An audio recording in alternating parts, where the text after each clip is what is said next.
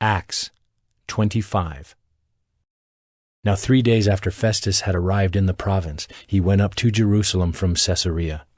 And the chief priests and the principal men of the Jews laid out their case against Paul. And they urged him, asking as a favor against Paul that he summon him to Jerusalem, because they were planning an ambush to kill him on the way. Festus replied that Paul was being kept at Caesarea, and that he himself intended to go there shortly. So let the men of authority among you go down with me, and if there is anything wrong about the man, let them bring charges against him. After he stayed among them not more than 8 or 10 days, he went down to Caesarea.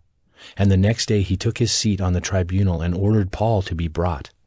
When he had arrived, the Jews who had come down from Jerusalem stood around him, bringing many and serious charges against him that they could not prove.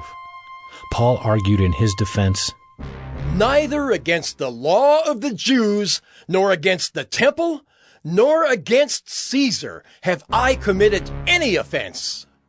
But Festus, wishing to do the Jews a favor, said to Paul, "Do you wish to go up to Jerusalem and there be tried on these charges before me?" But Paul said, "I am standing before Caesar's tribunal, where I ought to be tried. To the Jews I have done no wrong, as you yourself know very well. If, then, I am a wrongdoer and have committed anything for which I deserve to die, I do not seek to escape death. But if there is nothing to their charges against me, no one can give me up to them. I appeal to Caesar." Then Festus, when he had conferred with his council, answered, "To Caesar you have appealed, to Caesar you shall go." Now when some days had passed, Agrippa the king and Bernice arrived at Caesarea and greeted Festus.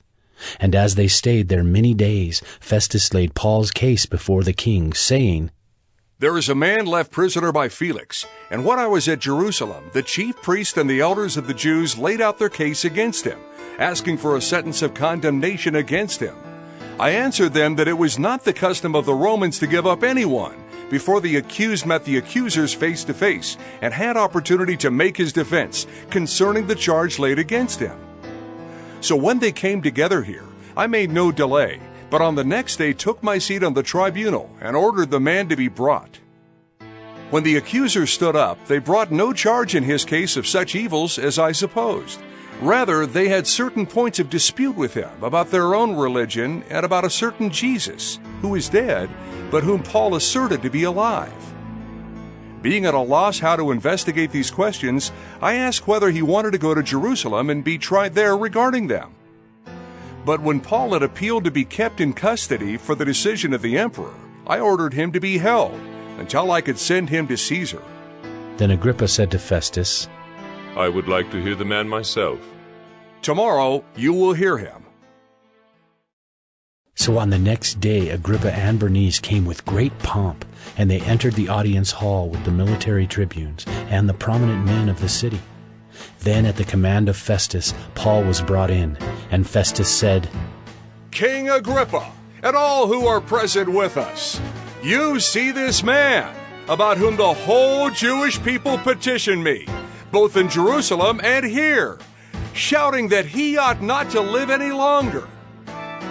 But I found that he had done nothing deserving death, and as he himself appealed to the emperor, I decided to go ahead and send him.